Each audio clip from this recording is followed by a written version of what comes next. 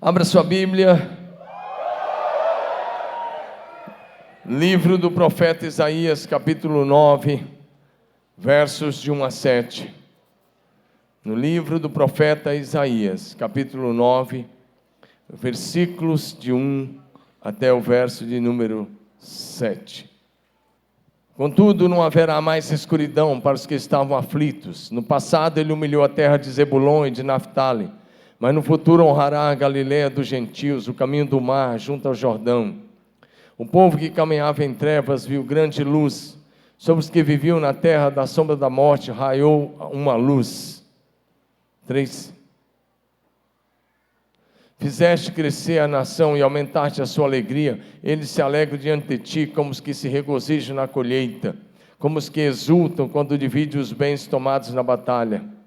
Pois tu destruíste o jugo que os oprimia, a canga que estava sobre os seus ombros e a vara de castigo do seu opressor, como no dia da derrota de Midian. Diga, como no dia da derrota dos midianitas. Verso 6. 6. Porque um menino nos nasceu, um filho nos foi dado. O governo está sobre os seus ombros, e ele será chamado Maravilhoso Conselheiro, Deus Poderoso, Pai Eterno, Príncipe da Paz. Noutra versão se diz, ele será chamado Maravilhoso Conselheiro, Deus Forte, Pai da Eternidade, Príncipe da Paz. O tema de hoje é o avanço do reino de Cristo. Diga comigo, o avanço do reino de Cristo. Esse texto, Isaías estava profetizando sobre o avanço do reino de Jesus Cristo. E ele diz que na região da sombra da morte raiou a luz, numa referência à região da Galileia. E diz o que Jesus faria: quebrar o jugo do pecado, o jugo da escravidão espiritual, a canga do opressor, e trazendo liberdade aos seus filhos. E aí o texto é um texto totalmente messiânico, vai dar os títulos de Jesus. Em seguida o texto fala do avanço do reino de Jesus sobre as nações e entre todos os povos. Como disse, esse texto fala sobre o governo de Jesus Cristo em toda a terra e do avanço do seu reino entre as nações. O governo de Jesus aumentará sempre sobre a terra, atingindo todas as nações, todos os povos, todas as raças, todas as etnias. E o reino de Deus jamais terá fim, jamais será destruído. Diga aleluia! Daniel 2,44 diz, nos dias desses reis, o Deus do céu suscitará um reino que não será jamais destruído. Esse reino não passará a outro povo, esmiuçará e consumirá todos esses reinos, mas ele mesmo subsistirá para sempre. Amém. Diga, o reino de Deus permanece para sempre. Diga aleluia. E você foi arrancado do império das trevas, do poder de Satanás, e foi transportado para o reino de Jesus. Você foi liberto e você é súdito do reino de Deus. E você está no reino eterno de Jesus Cristo. Diga aleluia. E a palavra de Deus nos diz que é da vontade dele que a sua igreja cresça sempre, dando continuidade à missão que Jesus começou, até que ele volte para buscar a sua noiva. Diga amém. Por mais que enfrentemos oposição, perseguição, o reino de Deus continuará crescendo e se expandindo por toda a terra. Diga amém. O texto que lemos em Isaías 9,4 diz, porque tu quebraste o jugo que pesava sobre este povo. Se você está em Jesus, não tem mais jugo sobre você. Ele já quebrou o jugo, ele já quebrou a canga que o diabo te prendia. O jugo de Jesus é leve, seu fardo é suave. Em Jesus você foi liberto, em Jesus você está livre. A Bíblia diz, se o Filho te libertar, verdadeiramente você está livre. E a Bíblia diz, conhecereis a verdade vos libertará. Diga amém. Porém, para entender o avanço do governo de Jesus sobre a terra, o texto nos dá uma chave. E essa chave está aí em Isaías 9,4. Ele diz no finalzinho: olha, eu vou fazer isso como nos dias dos midianitas. Muda a versão, só para ele dizer, como no dia dos midianitas. Essa é a chave. Ele está dizendo que o avanço do reino de Jesus tem uma base histórica. No Israel antigo, nos dias dos juízes, Israel pecou, se afastou de Deus, e por causa do pecado, Deus permitiu que os midianitas viessem, dominassem Israel e oprimiram Israel durante 7 anos. E então Israel clamou ao Senhor, e Deus levantou um libertador chamado Gideão. E é isso que eu vou falar a partir de agora com você, para que você entenda essa palavra. Porque o crescimento está ligado a algo que já aconteceu. Diga, o crescimento está ligado a algo que já aconteceu.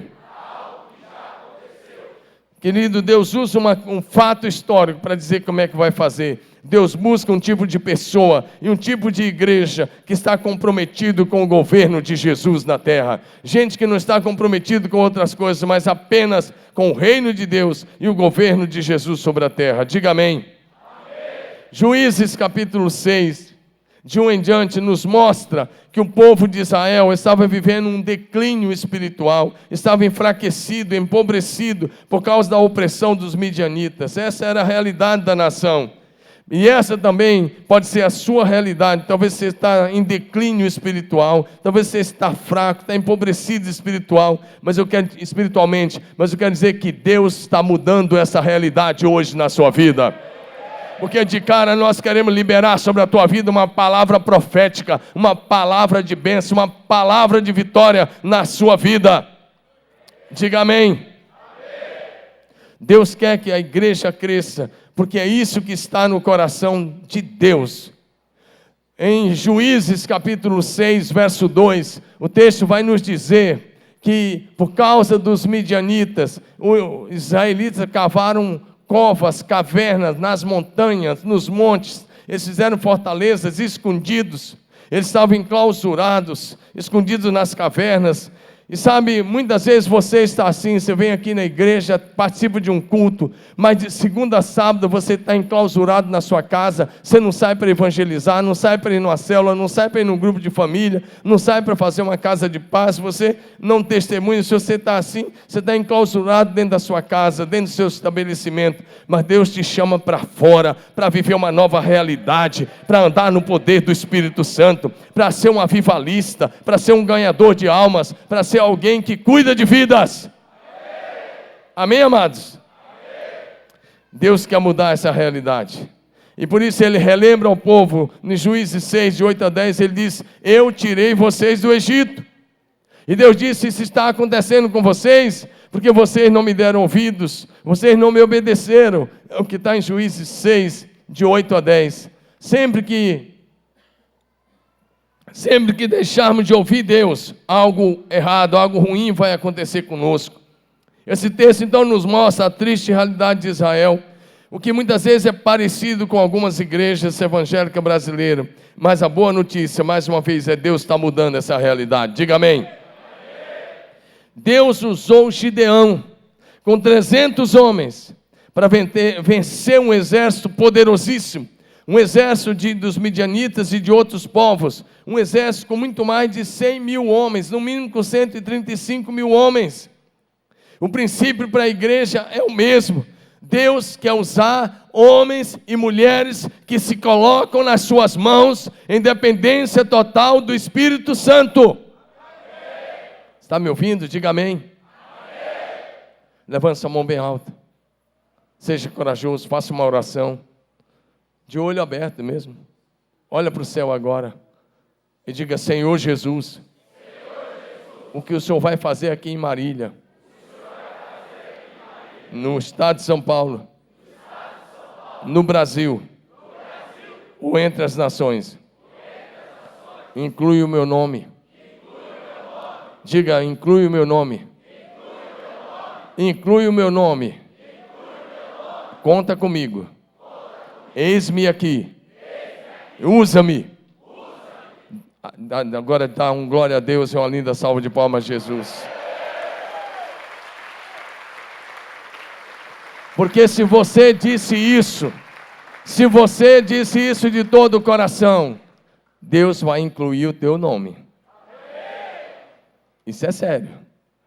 E se Ele incluir o teu nome para alguns lugares que você não gostaria, você orou. Amém? Para o avanço da igreja, Deus quer usar pessoas inconformadas, homens inconformados. Gideão estava malhando trigo no lagar. Eu quero lagar é lugar de prensar uvas, mas ele estava malhando lá com medo dos midianitas, mas ele era um inconformado, o coração dele estava inconformado com a situação, e Deus olhou, os olhos do Senhor passam por toda a terra, e o Senhor contempla o coração dos filhos dos homens, e ele olhou para aquele moço, para aquele homem chamado Gideão, e ele viu que o coração dele não estava conformado com aquela situação do seu povo, da sua gente, da sua nação. Então o anjo do Senhor foi até ele. Juízes 6, de 11 em diante, especialmente agora o verso de número 12.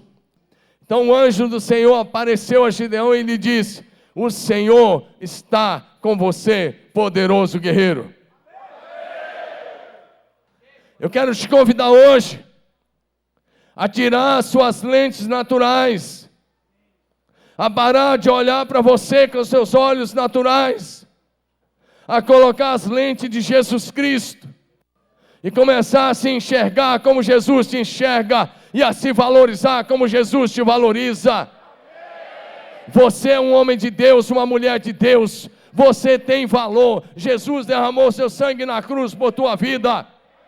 Você é tão precioso para o Pai quanto Jesus. Se valesse um pouco a menos, Jesus não teria morrido na cruz em teu lugar. Ele morreu porque você é valoroso. E Deus olha para você, e Ele já olha para você cheio do Espírito Santo. E Ele diz: poderoso guerreiro da oração, poderoso guerreiro da evangelização, poderoso guerreiro no testemunho, poderoso guerreiro fazendo libertação, poderoso pregador da palavra, poderoso na obra de Deus.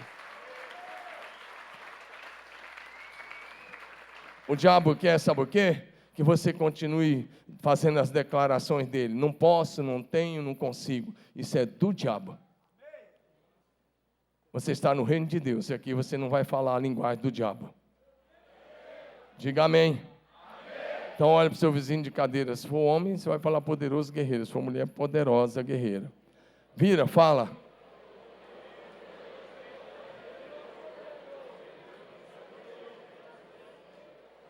Fala como quem acredita. Fala como profeta. Fala como palavra de Deus.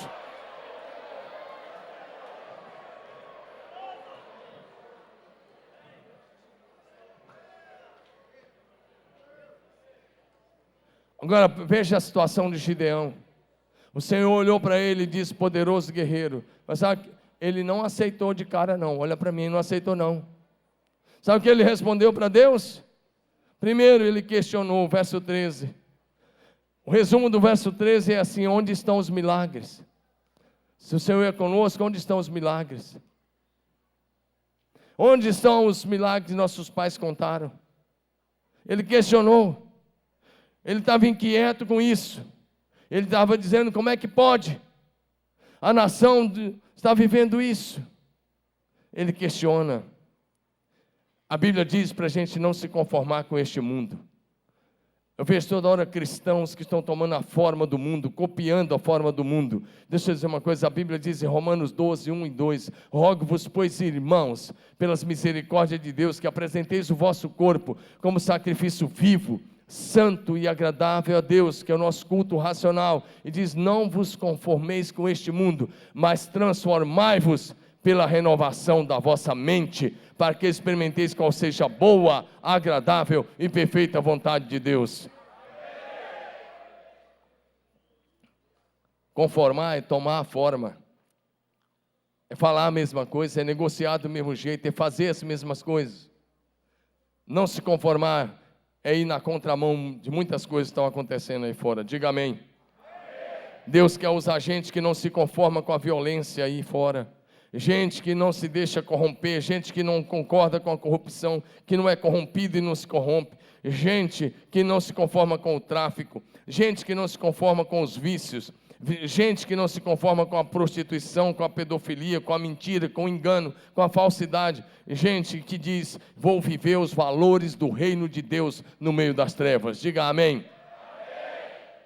Se você é um inconformado, eu te convido, junte-se a nós.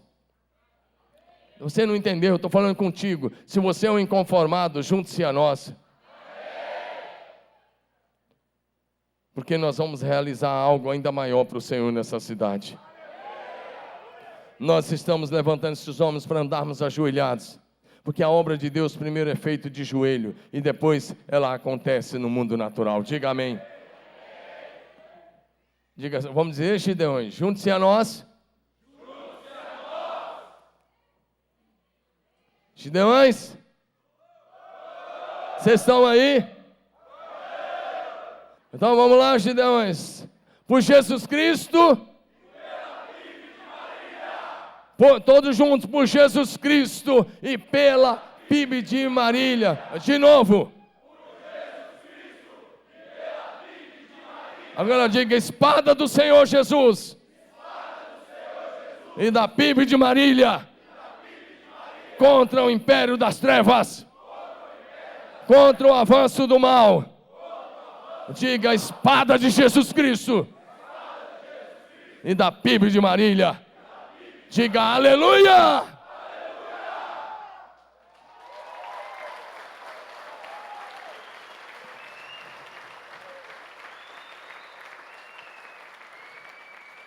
No avanço do reino de Deus, Jesus usa homens que reconhecem seus limites e suas fraquezas. Você está olhando para nós, mas aqui todo mundo tem limites e tem fraquezas.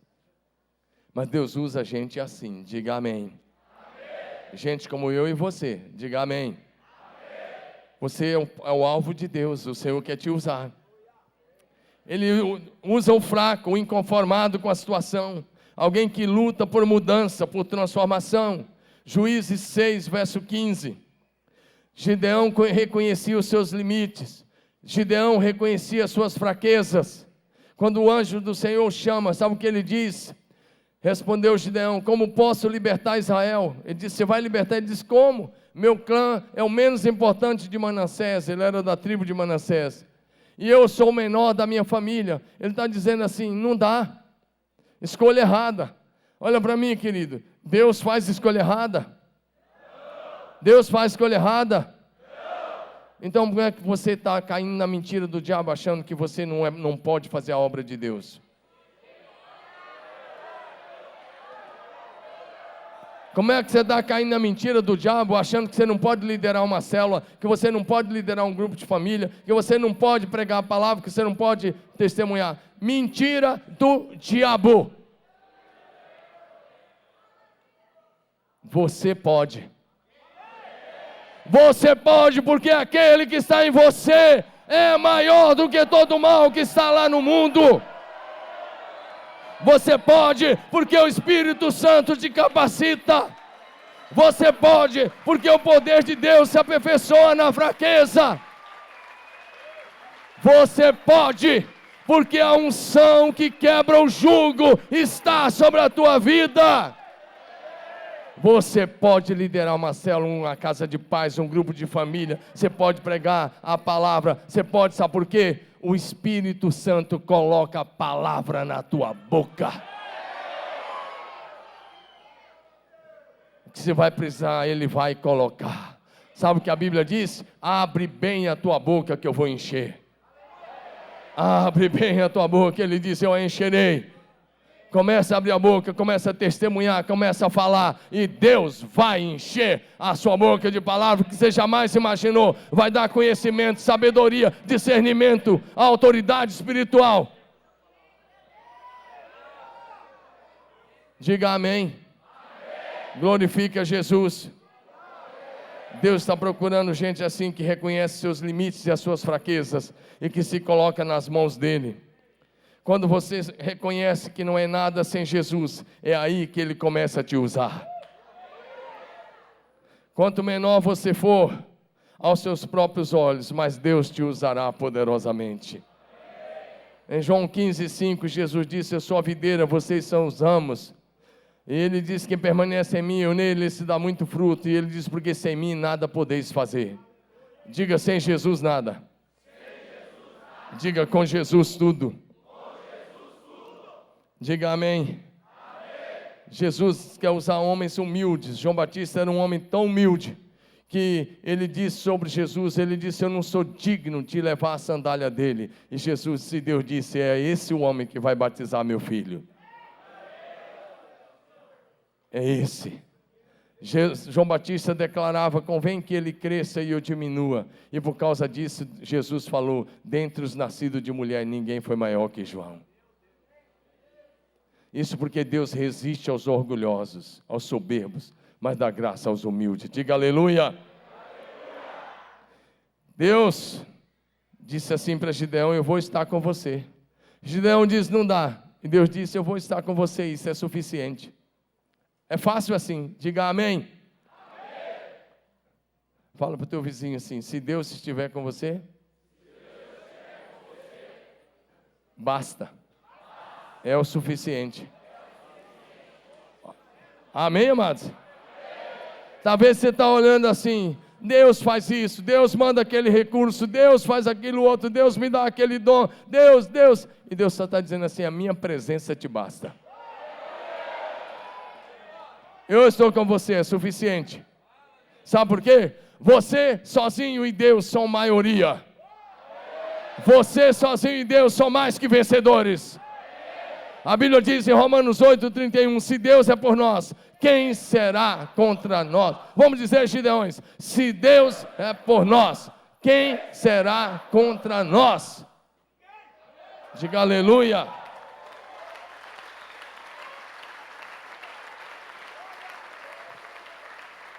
Deus quer usar gente sedento, gente que sabe que não é. Em Juízes 6, 15 e 16, quando Gideão disse: meu clã é o menor, eu sou o menor da minha casa, minha família é pobre, Deus disse: é esse que eu vou usar. Olha para mim, Deus encontrou o menor da família e falou: é esse que eu vou usar. Você não entendeu? Vou repetir: Deus encontrou o menor da família e falou: é esse que eu vou usar. Tua família pode ter te achatado.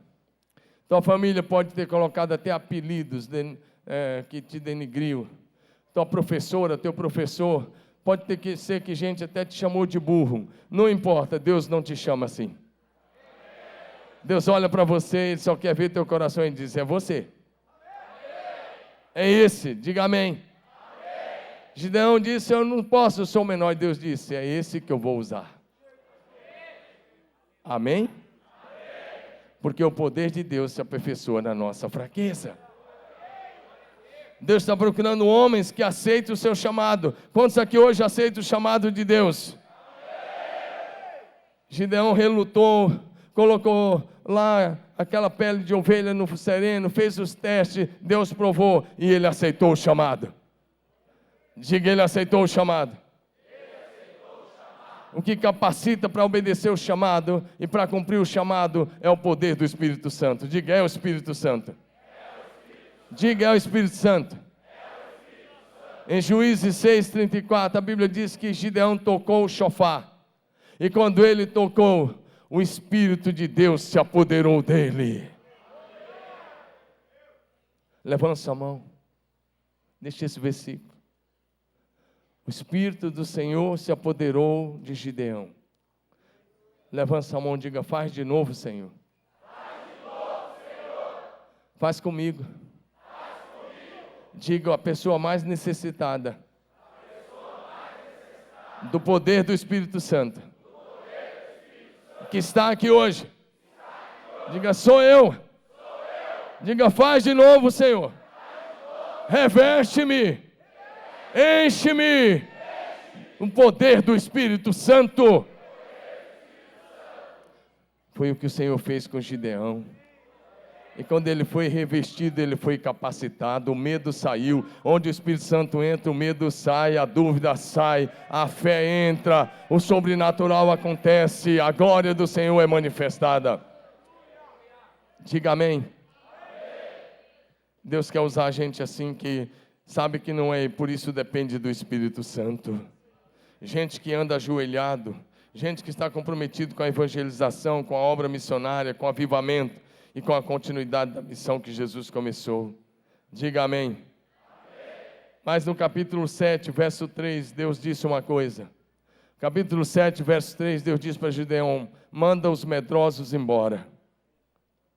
Diga assim: medroso não tem parte com Deus. Parece que é forte, né? Anuncia ao povo que todo aquele que estiver tremendo de medo poderá ir embora do Monte Gileade. Então 22 mil homens partiram e ficaram apenas 10 mil. Diga de novo: medroso não conquista nada para Deus.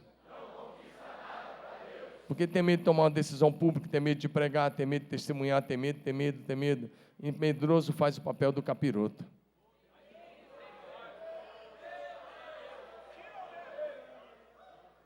Porque o medo é uma arma que o diabo usa. E se você acha que eu estou brincando, eu não estou brincando. Ele mandou os medrosos embora, 22 mil foram embora. Mas se você for agora para Apocalipse 21, verso 8, dá uma lista de 8 tipos de pessoas que não vão entrar no céu. Olha, presta atenção nisso. Dá uma lista de 8 tipos de pessoas que, se morrerem nesse pecado, não vão entrar no céu. E um dos tipos, sabe o que é? Sabe quem são? Os medrosos.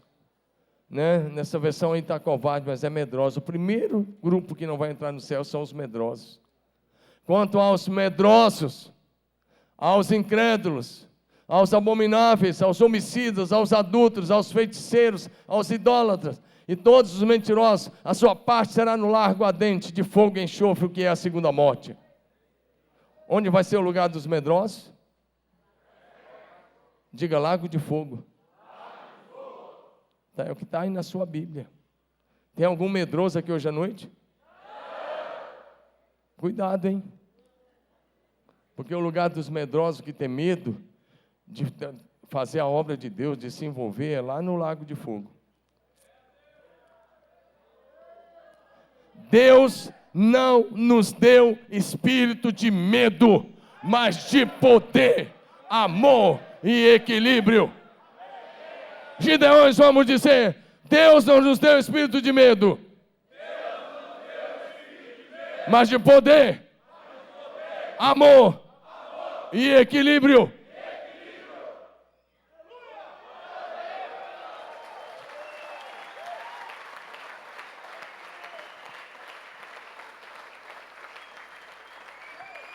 Depois Deus mandou Gideão levar aqueles 10 mil homens no riacho para tomar água. E disse: os que beberem, jogando água na boca, coloca de um lado e os outros do outro. E ficaram só 300 do lado de Gideão. E aí Deus disse: é com esses 300 Gideão que eu vou libertar Israel. Diga amém. Esses 300 homens, está aí no capítulo 7, versos 6 e 7, quando a Bíblia diz apenas 300. Diga: 300 homens. Gideão os organizou e colocou 100, 100 e 100. E eles tinham que usar armas bem poderosas. Sabe qual eram as armas deles? Trombetas, cântaros vazios e tochas. Claro que eu ironizei. Você iria para uma guerra apenas com cântaro vazio, trombeta e tocha? Tem um exército lá de milhares, muitas dezenas de milhares de vidas, de pessoas armadas até os dentes. Você leva uma trombeta, um cântaro de barro e tocha. E eles vão se posicionar ao lado do arraial, cercando o arraial em alguns lados do arraial. E eles estavam não apenas com essas armas. Deixa eu te dizer, Deus não precisa das armas humanas para te dar vitória. Deus não precisa do teu jeitinho. Deus tem o jeito dele. Você só tem que confiar pela fé, porque se você confiar, ele fará. Essa era a direção de Deus, essa era a orientação de Deus, e assim eles fizeram. Eles foram cercar o arraial, e ficaram em volta do arraial dos inimigos à noite. Eles quebraram os cântaros, eles tocaram as trombetas, eles levantaram as tochas e eles gritaram bem alto. E o que eles gritaram? Espada do Senhor e de Gideão. Está no capítulo 7, versos 20 e 22. Eles tinham que fazer 4 coisas: quebrar os cântaros, tocar as cornetas bem forte, tinham que levantar a tocha bem alto, e depois eles tinham que gritar a todos os pulmões. Diga amém. E quando eles gritaram, espada do Senhor, espada de Gideão, nessa hora, Deus levantou, foi liberado no mundo espiritual um poder sobrenatural para destruir os inimigos. Quando você age em nome do Senhor, Ele libera o poder sobrenatural. Diga amém. Querido, quando a igreja marcha em nome do Senhor, e quando a igreja faz as coisas em nome de Jesus, Ele libera o poder sobrenatural do Espírito Santo. E por mais que o inferno tente, as portas do inferno têm que cair, tem que ceder espaço para o avanço da igreja. Diga amém. Eles tinham que agir pela fé. Deus procura homens de fé, mulheres de fé, e nós cremos de todo o nosso coração que nós vamos ganhar esta cidade toda para Jesus nos próximos dias. Deus só precisa de um exército obediente que haja pela fé. Eles tinham que ser obedientes, eles tinham que trabalhar em unidade. Gideão disse, faça como eu fizer. Gideão disse, olhem para mim. Gideão disse, ouçam o meu comando. E quando Gideão quebrou os cantos, eles quebraram. Quando Gideão gritou, eles gritaram. Quando ele tocou a corneta, eles tocaram longamente. Se você der uma olhada aí, o verso 20 diz, assim tocaram as 3 companhias as trombetas, ou seja, os 300 trombetas sendo tocadas ao mesmo tempo, despedaçaram os cântaros que seguravam na mão esquerda, e tochas na mão direita, e as trombetas que tocavam, e exclamaram, espada do Senhor e por Gideão. Diga amém. O poder da igreja não está no programa, na organização. O poder da igreja é o poder do Espírito Santo de Deus. E Gideão com 300 homens, quando eles gritaram, quando eles fizeram o que Deus quis, houve um reboliço no arraial do inimigo. A espada de um se virou contra a espada do outro e eles se mataram. Eles se autodestruíram. Sobraram 15 mil, dos 135 mil, 15 mil só sobraram. Mas Gideão os perseguiu e também os matou. É o que está no capítulo 8, verso de 10 a 12. Depois você lê em casa. Querido, no reino de Deus, cada discípulo tem que fazer a sua parte. Não adianta você dizer, eu só vou fazer o que eu gosto. Faça o que Deus está dando direção, siga a visão e Deus fará o resto por você. Você está sendo chamado nessa noite para ser um poderoso guerreiro do Senhor, na oração, no jejum, na pregação da palavra, no testemunho, na dependência do Espírito Santo. Você é chamado para fazer a diferença. Diga amém. Diga aleluia.